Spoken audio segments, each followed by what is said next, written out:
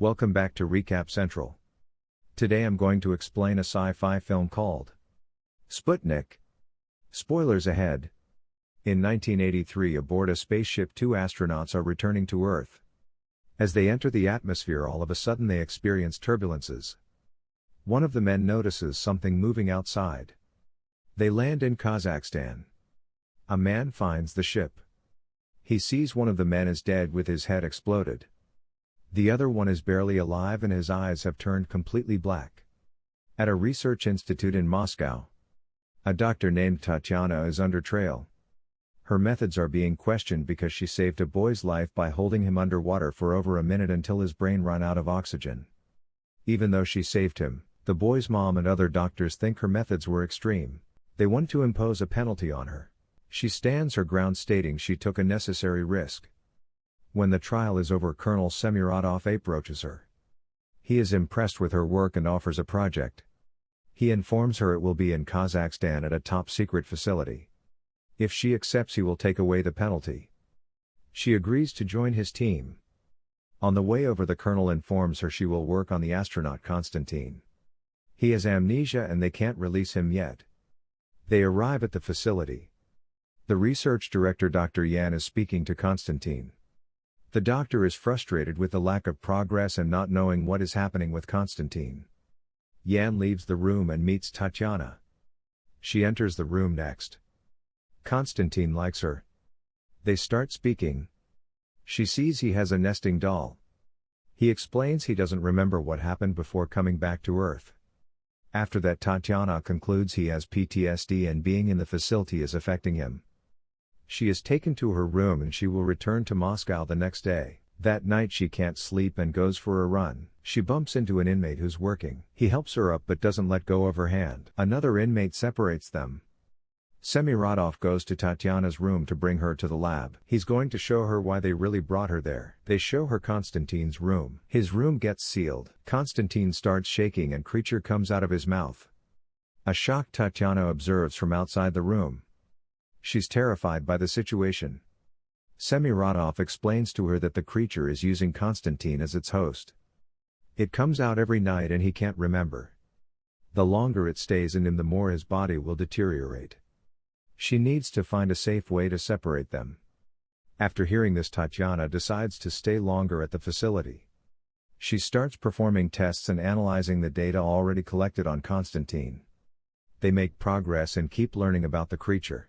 Tatiana discovers Konstantin sent his son to an orphanage after his mother died so he could continue his astronaut career. She called the orphanage to ask about the boy. He seems to be a bit of a troublemaker. Tatiana visits Konstantin and asks about his wife and son. Konstantin feels uncomfortable and asks to change doctor and doesn't want to speak to her anymore. Tatiana insists they should send Konstantin to the medical unit during daytime so he can interact with other people and have a normal life. They agree to transfer Konstantin.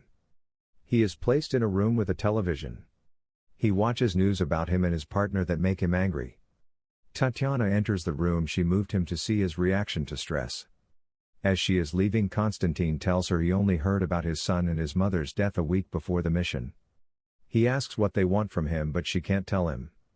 At night, Tatiana observes the alien through the glass as it comes out. She lays down on the floor. The parasite imitates her. It also responds to the nesting doll. Tatiana asks to go in the cell. She gets permission. She suits up and enters the room. She leaves the doll on the floor. The parasite wraps around the doll. Tatiana tries to touch the creature but she slips and falls. The creature grabs her leg and tries to attack. Luckily, they scare the creature with flashing lights and some soldiers rescue her. After that, Semiradov visits Tatiana to see how she's doing. She says the creature is now completely bonded with Konstantin, as it reacted to the doll that reminds Konstantin of his son. They are one now.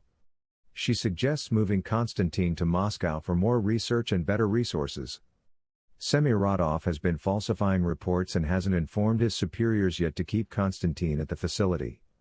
The next morning, Tatiana speaks to Yan. She is curious where the alien gets energy from. Yan tells her it's from the food the host eats. Tatiana continues to press him to reveal what they learned before she arrived there. She then tells him they should move Konstantin to a Moscow facility so he can get the help he needs. Yan tells her he is going to show her something at night. Later he takes her to a different area. She observes Semiradov's men using the creature for military purposes. She watches as the soldiers bring an inmate into a cell where the parasite comes out and eats his head. Tatiana nearly throws up, almost getting discovered. Before they continue their plan, Yan tells her this is something big and the creature needs feeding. Tatiana thinks it is morally wrong and no innocent people should die. Yan answers Semiradov is doing it. He says the creature feeds on cortisol, a hormone produced when people are scared. Tatiana starts spending more time with Konstantin. She tells him all she knows. He tells her to come to his room that night. He explains he remembers what the parasite does it when it comes out at night, but keeps lying as Semiradov wouldn't let him leave if he knew. Konstantin brings Tatiana to his partner's body. They keep his body to study it. He says his partner had a disease called Addison's disease and that's probably why the creature couldn't bond with him. Konstantin is afraid to end like him. He wants to escape but is scared of the creature coming out. Next time she sees Semiradov, he confirms they want to find a way to control the parasite. He also knows she has seen how they feed it inmates. He brings Tatiana to a test. They are trying to use the alien to attack someone. But Tatiana goes in and sings Million Roses, a song that Konstantin likes. She tries to stay calm to not produce cortisol. The creature remains calm as it shares Konstantin's memories. Yan is impressed with the breakthrough until suddenly an inmate tries to escape. The creature feeds on him. Tatiana screams in fear. Semiradov speaks to her. It seems Konstantin can't control the parasite. Semiradov makes a deal with her to stay until they achieve their goal and then she can talk to the higher-ups. She tells Yan she will break Konstantin out the next day and he should come. He doesn't want to come at first but ends up agreeing to go with her. Sometime later Semiradov finds out and orders his men to find them. Semiradov finds Yan calling for help and he shoots him. In the meantime Tatiana explains to Konstantin she has a serum to make the alien come out and then they can leave. While they are running they get cornered by soldiers.